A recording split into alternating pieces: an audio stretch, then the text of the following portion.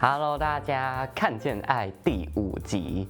上一集呀，我们的副 CP 终于登场了。与此同时，主 CP 这边姜少鹏和杨紫翔迎来了他们的第一次冲突，也就是姜少鹏他知道了杨紫翔是因为自己听不见而雇佣他的，因此伤了自尊，决定辞职离开了。我们就来看看接下来杨紫翔会如何挽回她老公吧。姜少鹏，你认真的吗？不想见新安长照了。哎呦，好好沟通，哇塞！等一下，我不知道你在比什么。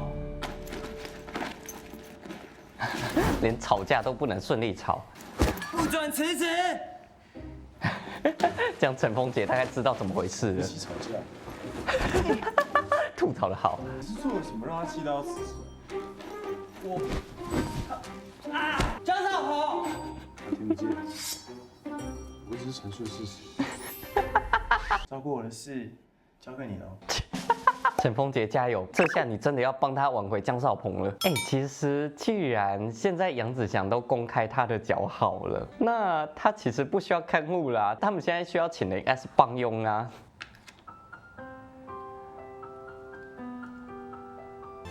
喜欢牛肉虾子哦。啊！哇，真的好用心哦。不知道他在外面偷看。给你吃饭真难奶茶。哎，儿子，你老板终于愿意让你放假回家了哈。哦，那一定是我儿子啊，照顾得很好，真棒。哦，你都瘦了。哦，哪里学来的？很会嘛你？阿姨，我们今天晚餐吃什么啊？那既然苏和会来他们家吃饭，那为什么阿姨还说一个人吃饭真难买菜？少鹏，原来如此。那今天喝酒。哎，大家都开开心心想帮他庆祝，他们还以为是他的老板康复了，虽然这么说也没错。食不知味啊！哎，小心。哦，喝这么醉，才喝3杯就醉，酒量跟他爸一样。原来酒量不好。15%，3杯倒真好棒棒哎！哦，那等于啤酒喝9杯了耶，其实还不少了哦。你说，那真的是工作结束，还是被 fire？啊，连你们都知道。但是你们的儿子是听不见，但你们这种话题要不要离开儿子房间聊？如果我们太担心，问太多，只会让他压力很大，觉得都是自己的错。要是少鹏生病那一年，我有注意到医生用药之后他的情况不对，也就不会错过抢救时机啊。所以他不是天生听不见呐。都过去了，这不是谁的错啊？我们不是说好了，人生要向前看，不回头。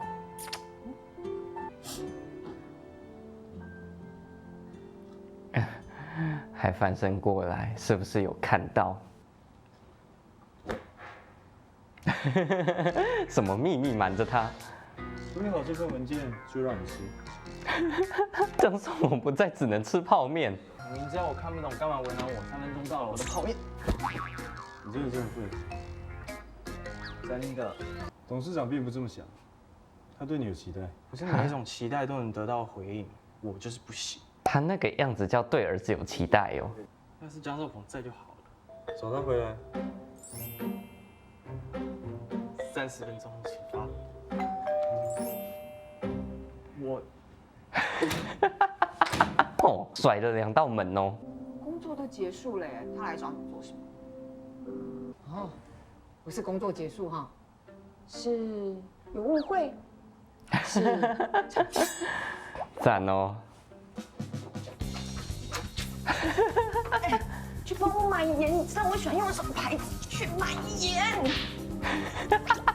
我陪他买盐，等一下送他回来。好，妈妈，你怎么把你儿子嫁出去了？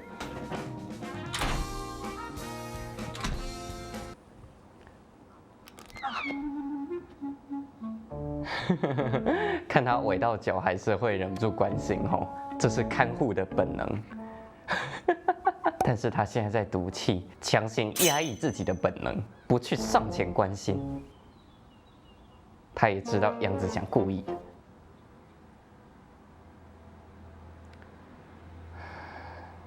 我是希望你保密，但我来最主要是要跟你道歉的。看你怎么讲。还不让他做哟，何必？其实我觉得张少鹏这个反应应该是还心存一点希望吼，想看他怎么说。不管什么原因，都不能合理化我利用你的事。希望你能接受我的道歉，回来继续照顾我。还挺用心的啦。你是要求婚吗？拜托，拜托。我的兴趣啊，真的啊！讲到画画的时候，眼神还一阵哀伤，不知道又有什么故事了。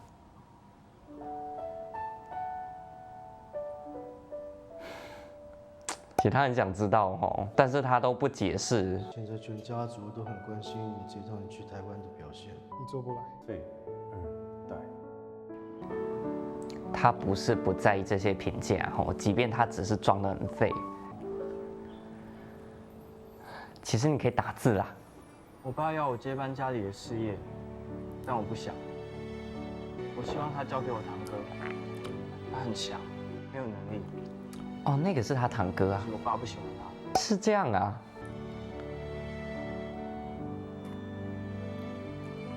我不敢，而他也只听他想听的。我很废吧？哎，我奋笔疾书，为了要论证你并不废。好像还从来没有人对他讲过这种话哦，所以不好意思，在这个时候讲这个，杨子祥的肺不是装的喽。你来照顾我，跟我想的一样。我还有伤啊，这里，还有这里很痛。你最好是这样还要请看护啊？他答应了。这份给你。谢谢。希望今天的茶你还喜欢。居然吗？陈峰姐你这么有桃花运啊！哇塞！不要染指我的人。他染指我。对呀。你们家小老板的伤好了，真的打算让你当杨子祥殿下工作？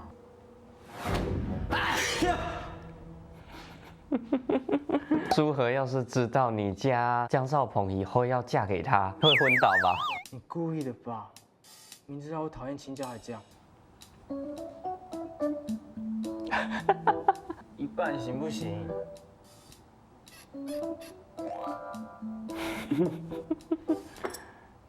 是不是兄弟啊？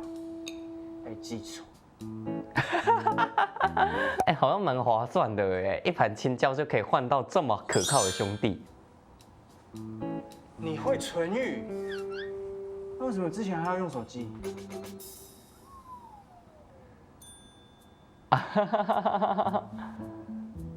好像蛮合理的。那我之前找你谈工作，我跟 Jonathan、陈凤杰的话，你怕找的人有问题会泄密，他听不见正好。哎，那这样子又更奇怪了。江少鹏从一开始就是知道他是因为他听不到才找他的，那又是为什么突然中途发脾气？吃完就是兄弟。还是没吃完呢、江少鹏，你这表情，你故意整他的哦。哎呦，好啦，奖励你很乖。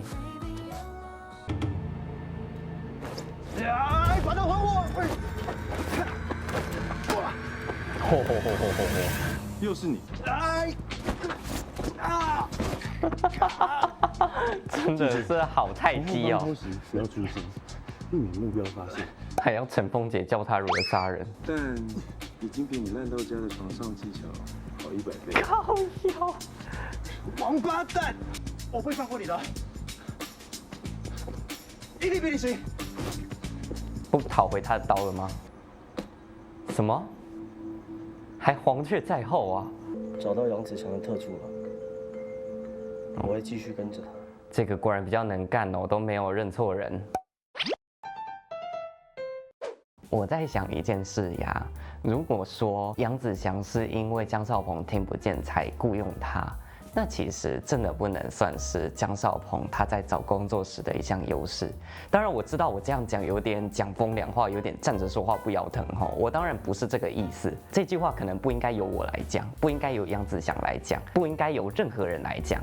但是江少鹏他是不是可以这样子去转念，这样子去积极思考？也许这样子就比较不会这么难受了。我不知道啦，我在这边真的纯属讲风凉话哦，我没有要歌颂苦难的意思哈。不管怎么说，这一集他们两个用他们的方式和好了，即便杨子祥的腿伤好了，江少鹏还是答应回去继续做他的看护，两个人感情升温，这样就挺好。江少鹏是真的很幸运哈，在找工作困难的时候遇到杨子祥这样子的一个老板兼朋友。两个人有误会吵架，还会主动低下头来找他求和，然后回来之后也愿意听他的话了。与此同时，就算是工作不顺利回到家，还有爸爸妈妈跟舒和做他的后盾，他们就默默的支持他，也不会逼问他说你到底经历了什么样的困难，你是什么样的情况才回家的。但是在发现情况不对的时候，知道了杨子祥跟他可能在吵架，可能有误会的时候，适时的推他一把。这个妈妈真的100分。江少鹏的人生副本难度啊，也许比别人困难了一点，但是他也拥有别人无法得到的一些条件。这样子的成长环境，这样的家庭氛围，养成了他这种明亮的性格，让他不仅不用被照顾，还能够用自己的亮光照亮杨子祥。这样的他呀，其实还是挺幸运的啦。那行，这集就看到这边，我们下次见，拜拜。还有这个啊，纯享版的 PPT， 杨子祥手绘道歉 PPT。